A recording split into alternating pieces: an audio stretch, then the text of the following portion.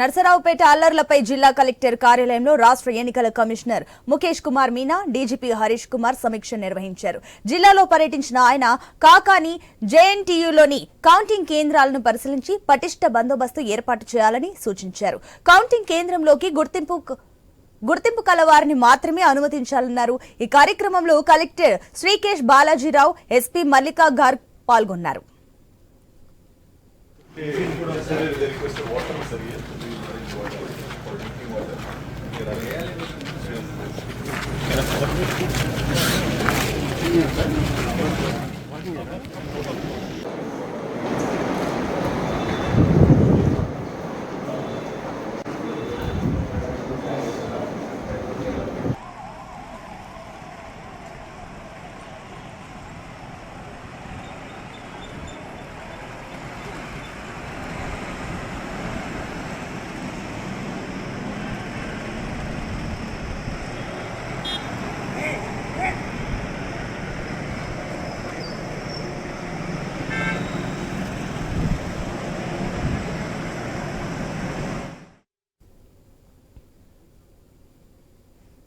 నర్సరావుపేట అల్లర్లపై జిల్లా కలెక్టర్ కార్యాలయంలో రాష్ట్ర ఎన్నికల కమిషనర్ ముఖేష్ కుమార్ మీనా, డీజీపీ హరీష్ కుమార్ సమీక్ష నిర్వహించారు. జిల్లాలో పర్యటించిన ఆయన కాకాని జేఎన్టీయూలోని కౌంటింగ్ కేంద్రాలను పరిశీలించి పటిష్ట బందోబస్తును ఏర్పాటు చేయాలని సూచించారు. కౌంటింగ్ కేంద్రంలోకి గుర్తింపు కలవారిని మాత్రమే అనుమతించాలన్నారు.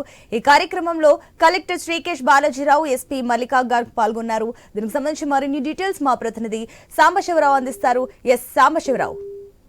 మొత్తంగా చూసుకోవచ్చు, పల్నాడు జిల్లాలో ఎన్నికల కమిషన్ ప్రత్యేక దృష్టి పెట్టిందనే చెప్పాలి. ఎందుకంటే ఎన్నికల తర్వాత జరిగినటువంటి పరిణామాలన్నీ రాష్ట్రంలో అందరూ చూసినట్టే, అందరికి తెలిసిన అంశాలే. కాబట్టి నర్సరావుపేటలో ఈరోజు రాష్ట్ర ఎన్నికల కమిషన్ ముఖేష్ కుమార్ మీనా, అదేవిధంగా ఏపీ డీజీపీ హరీష్ కుమార్ ఇద్దరు కూడా పర్యటించారు. అయితే నర్సరావుపేటలో అల్లర్లపై జిల్లా కలెక్టర్ కార్యాలయంలో ఒక సమీక్ష సమావేశం కూడా నిర్వహించారు. అక్కడ గతంలో జరిగినటువంటి గొడవలు ఏవైతున్నాయో వాటిపై పూర్తి స్థాయిలో కూడా ఈ సమీక్ష సమావేశంలో చర్చించడం జరిగింది. ఎందుకంటే ఎన్నికల తర్వాత జరిగినటువంటి పరిణామాలన్నింటి కూడా చాలా సీరియస్ గా తీసుకున్న అధికారులు రేపు ఎన్నికల కౌంటింగ్ 4వ తారీఖు ఉన్నటువంటి నేపథ్యంలో అక్కడ ఎటువంటి అవాంఛనీయ సంఘటన జరగకుండా, గొడవలు జరగకుండా పూర్తిగా కూడా కట్టుదిట్టమైనటువంటి భద్రతా ఏర్పాట్లు చేయాలని చెప్పేసి కూడా ఇప్పటికే ఎన్నికల కమిషన్ ఆదేశాలు జారీ చేసింది. అయితే ఈ సమీక్ష సమావేశంలో కలెక్టర్ శ్రీకేష్ బాలాజీరావుతో పాటు ఎస్పీ మల్లికా గార్గ్ కూడా పాల్గొన్నారు. అనంతరం నర్సరావుపేట మండలంలోని కాకాని జేఎన్టీయూ కళాశాలలో కౌంటింగ్ కేంద్రం పరిశీలన చేశారు. ఈ సమావేశం ముగిసిన తర్వాత అయితే కౌంటింగ్ రోజున పటిష్ట బందోబస్తు ఏర్పాటు చేయాలని కూడా పోలీసులకి సూచించారు Meena.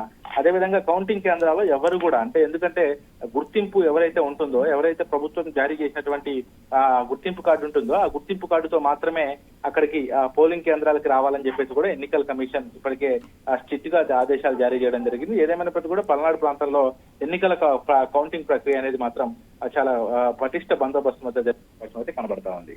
Right, thank you for the update Sambasivarao.